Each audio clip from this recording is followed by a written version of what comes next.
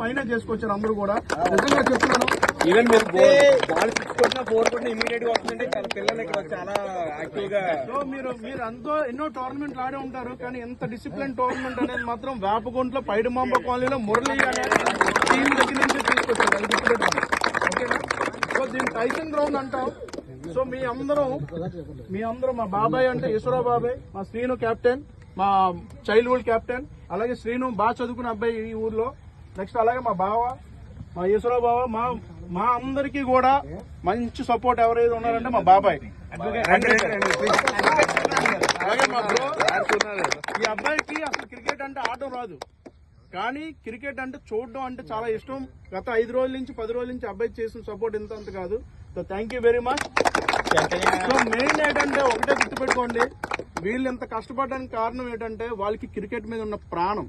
అది అంటే మా దగ్గర నుంచి వచ్చిందంటే మేమైతే నిజంగా చెప్తున్నాను, ఎంత కండక్ట్ అయితే చేయలేం. ఎందుకంటే 60 టీములు ఏకదాటిగా తీసుకొచ్చి ఫ్రీగా కండక్ట్ చేయడం, నెక్స్ట్ అందరినీ మనసులు నొప్పించకుండా క్లారిటీగా తీసుకురావడం అనేది చిన్న విషయం కాదు. చెప్తున్నాను, ఇది పెద్ద టాస్క్. ఇది అంటే అంటారు ఏంటంటే ఇప్పుడు వీడికి చెప్తే నాకు ఇబ్బంది, నాకు చెప్తే వీడికి ఇబ్బంది. ఇవన్నీ కూడా మెంటల్ గా కూడా స్ట్రెయిన్ అవుతారు చాలా మంది. ఫిజికల్ గా స్ట్రెయిన్ అయితే చాలా పర్వాలేదు, నిద్ర వస్తుంది, కానీ మెంటల్ గా స్ట్రెయిన్ అయితే మాత్రం ఆ అబ్బాయి ఒకటే ఇబ్బంది పడతాడు. ఆ అబ్బాయికి సపోర్ట్ చేసింది వీళ్ళందరూ కూడా, ప్రశాంత్ అండ్ చంటి అండ్ సాయి. ఎవరైతే నేను పేర్లు మర్చిపోయి ఉండొచ్చు, దయచేసి తప్పుగా అనుకోకండి. మాత్రం ఈ టీము, ఈ గ్రౌండ్ ఇలాగా, మా పైడి 11 గ్రౌండ్ ఇలాగ ఈ రోజు ఇలా ఉంది అంటే నిజంగా చెప్తున్నాను, గర్వంగా చెప్తున్నాను. ఈ టీం లేకపోతే మాత్రం మేమందరం కూడా మా మెమరీస్ అంతా ఏం ఉండవు. Thank you very much. గట్టిగా క్లాప్స్ కొట్టి హ్యాపీగా మీరు అబ్జర్వ్ చేసే లేదా సరదాగా కామెంట్ చేసుకోవడం అంటే తప్ప ఇక్కడ ఎటువంటి అంటే ఎవరి కోసం కానీ పొలిటికల్ గా కానీ ఏ విధంగా కూడా డిస్కషన్స్ ఉండవు మా దగ్గర. సో క్లారిటీగా ఉంటాం, క్లారిటీగా పని చేసుకుంటాం, క్లారిటీగా ఆడుకుంటాం, వెళ్ళిపోతుంటాం. సో ఇదే విధంగా నెక్స్ట్ ఇయర్ కూడా కండక్ట్ చేయాలని మనస్ఫూర్తిగా కోరుకుంటున్నాను. ఎందుకంటే వాళ్ళు ఇలాంటి కండక్ట్ చేస్తే మా లాంటి వాళ్ళందరూ కూడా కొంచెం హ్యాపీగా ఫీల్ అవుతాం.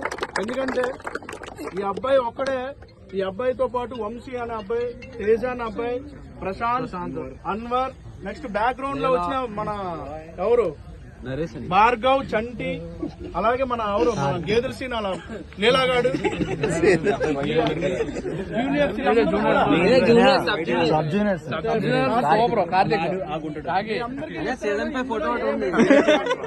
ఒకసారి ప్లీజ్